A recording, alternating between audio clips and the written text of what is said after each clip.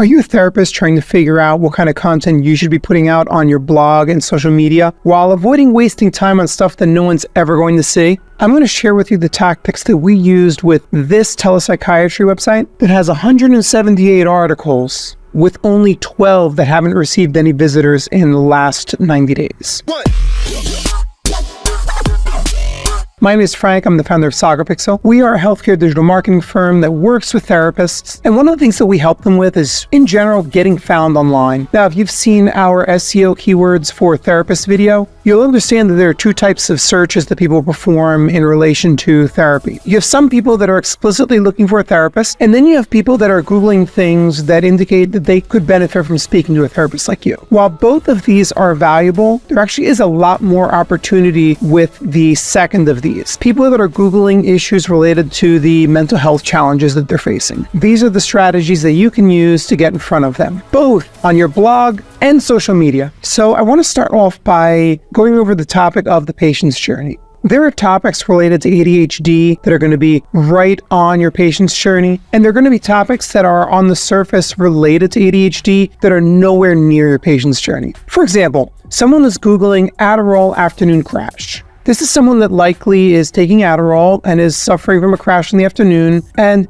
may benefit from seeing a doctor or therapist that is able to prescribe Adderall or possibly another medication. A piece of content such as 8 celebrities with ADHD. This is related to the topic of ADHD, but it's not on your buyer's journey. It's very unlikely that the person Googling that is someone that is in the market to speak with a therapist. So how do you find these topics? Whether you're producing content for social media or your blog, I would recommend first of all that you focus on finding topics that you can do for both. That may mean that you produce an article that you afterwards shoot an accompanying video for, upload it to YouTube, embed it on your website. You'll find that we often do that on our website. Or maybe you're just shooting video and throwing it on your blog and getting a transcript generated. I recommend Rev.com. But regardless of the method that you're taking, how do you find these topics in the first place? There's a few of them that we use in SEO, but I'm going to start off with Ahrefs. This is their tool, Content Explorer. It's one of my favorite SEO tools. This is basically a search engine. In this case, I entered the seed keyword anxiety, and they gave me 70 million results. Now, the thing is that a lot of these topics, we're going to be competing with Healthline and some other really competitive websites. The difference between Ahrefs and Google, however, is that I can apply filters here. So I'm going to go over here, and let's assume that we're doing this for kind of a run-of-the-mill website. I'm going to filter out anything that has a domain rating over 30. Domain rating is a measurement that Ahrefs has created that measures the overall backlink profile of a website. Google uses links from across the web to determine the authoritativeness and trustworthiness of websites and the pages on them. So usually websites that have higher DR ratings, they are often harder to beat in the search results. But not always, by the way. Regardless, there are going to be websites out there with much lower metrics that are going to be easier to outrank. So I can apply a filter here, and it's going to give me results from pages that are mentioning anxiety that have kind of lower metrics that we could expect from, let's say, a local therapist. Problem is, a lot of these results have no traffic, so I'm going to add another filter here, and I'm not interested in anything that doesn't have at least 100-page traffic each month. Let's also get rid of anything that's not in English, and finally, I don't want any home pages, so I'm going to get rid of any home pages here. We're only looking for article ideas. So here I have 36,000 pages that mention anxiety, that are already getting traffic, that are kind of in my neighborhood when it comes to their backlink profiles. These are all topics that I should be able to compete with. The question now is, how likely are they to result in getting me in front of my ideal patient? The next step is to go through this list, find the ones that are going to be most likely to drive leads. In some cases, if you see one that you're interested in, you can click on it, go over to where it says organic keywords, and this is going to tell you what's behind that traffic. So a topic such as how to control anxiety, this website is at position 9. This is something that a website that's been around a couple years may actually have a shot at, assuming that they do a really good job of covering this topic really thoroughly. So how do I ensure that I'm providing the most information-dense, comprehensive content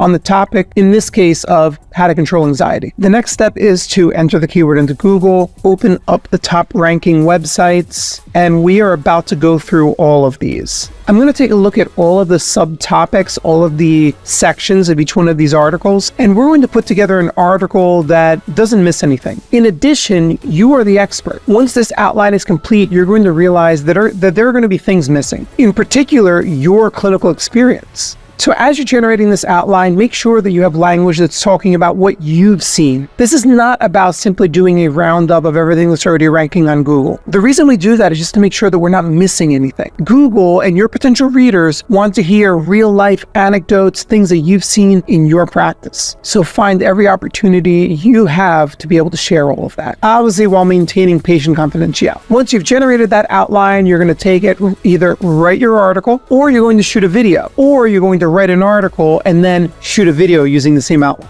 That is, in my humble opinion, the best way to go. Now, once you've mastered this entire process, this is the beginning of solid content marketing for your blog and your social media. Once you have 3 to 5 of these articles out, it's time to start thinking about a hub and spoke approach to your content marketing. This means that you're going to plan content clusters around specific topics. In other words, you may create an entire series of 25 articles about overcoming infidelity, or 15 articles about anxiety or insomnia. The whole idea is that you create one piece of content that is the ultimate guide to living with ADHD, and then you do separate pieces of content about ADHD paralysis, mitigating the effects of ADHD on your personal relationships, everything you need to know about all the medication that's available. Over time, creating basically a big wheel of content around the central topic of ADHD or anxiety or infidelity. From an SEO standpoint, this is going to demonstrate to Google that you have a repository of information for its users about this topic. It's also going to give lots of opportunities for you to